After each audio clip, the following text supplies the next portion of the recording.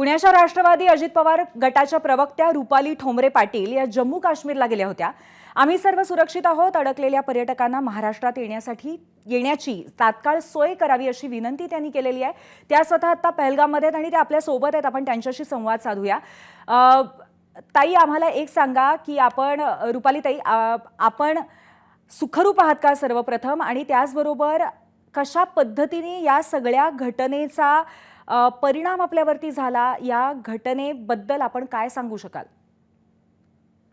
मी 2 दिवसापूर्वीच श्रीनगरमध्ये आले, जिथे ही घटना घडलेली आहे तिथे मी स्वतः जाऊन आलेली आहे। त्याच्यामुळे कालची जी घटना झाली आहे, पर्यटक खरंच खूप घाबरलेले आहेत आणि आता शेवटी आमचाही बाण संपत चाललेला आहे। माझ्यासोबत तुम्हाला मी इथे नाशिकचे पर्यटक आहेत तेही दाखवते।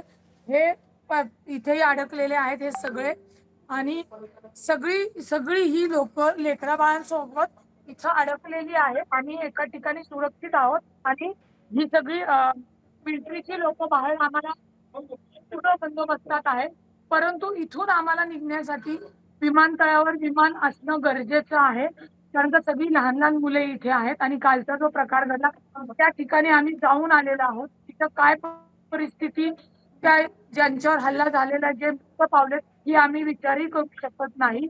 आणि इथे जो काही हल्ला जरी झाला असेल तरी इथे जवळजवळ सगळे काम करणारे मुस्लिम बंधू आहेत, आणि त्याचे एक टुरिस्ट सुद्धा सांगते की जे आम्हाला त्यांनी मदत केलेली आहे, आदिल म्हणून आहेत, आणि ते आज आमच्यासाठी इथे परत आलेले आहेत आणि आमच्यासाठी रडत आहे।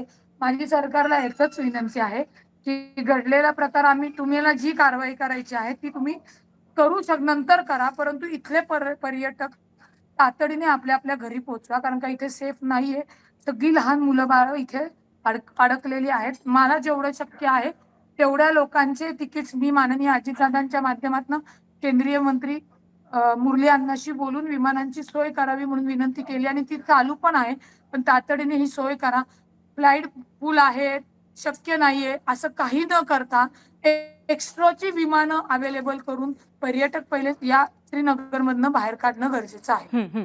रुपाली, ते नक्कीच आमच्या माध्यमातून आपली ही जी गरज आहे ती आपण पोहोचवतच आहोत प्रशासनाकडे। पण त्याचबरोबर जेव्हा हा हल्ला घडला तेव्हा आपण प्रत्यक्षामध्ये जम्मू काश्मीरमध्येच होतात, आपल्यावर छोटी छोटी मुलं आहेत, त्यामुळे हा सगळा प्रकार घडल्याचं कळल्यानंतर परिस्थिती कशी होती आणि त्यानंतर स्थानिकांनी आणि स्थानिक प्रशासनाने आपल्याला कशा पद्धतीने मदत केली?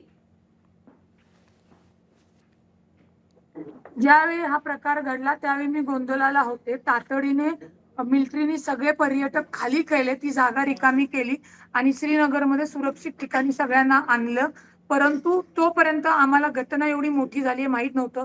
जेव्हा रात्री बातम्यातनं बघितलं ज्या ठिकाणी ही घटना घडलेली आहे, तुम्हाला सांगते त्या पहलगाम मधनं खाली अत्यंत म्हणजे पुष्पा पिक्चर मधलं जसं जंगल आहे त्या जंगलातनं घोड्यावरनं वर जावं लागतं, आणि वर ही घटना घडल्यानंतर खाली येण्यासाठी जवळजवळ तब्बल 1.5 ते 2 तास लागतात। त्याच्यामुळे ज्यांना गोळी लागली त्यांना तातडीने उपचार मिळू शकले नाहीत। तिथं कोणतीही मिलिटरी तैनात नव्हती, परंतु वर पर्यटक तुम्हाला सांगते 2 ते 3 हजाराच्या संख्येने रोज पर्यटक तिथे आहेत, आणि 7 ते 65% हे महाराष्ट्रातील पब्लिक इथे सगळे लहान मुलांबाळांसकट एक स्वर्ग म्हणून एक हिमालय आणि थंडच्या याच्यातनं आलेले होते। त्यामुळे प्रचंड पर्यटक घाबरलेले आहेत। कितीही मिलिटरी रस्त्यावर जरी उतरली असेल तर आता एवढीच विनंती आहे की सगळ्या पर्यटकांना तातडीने विमानतळावर सुरक्षित नेऊन ज्यादाची विमानांची व्यवस्था करण्यात यावी।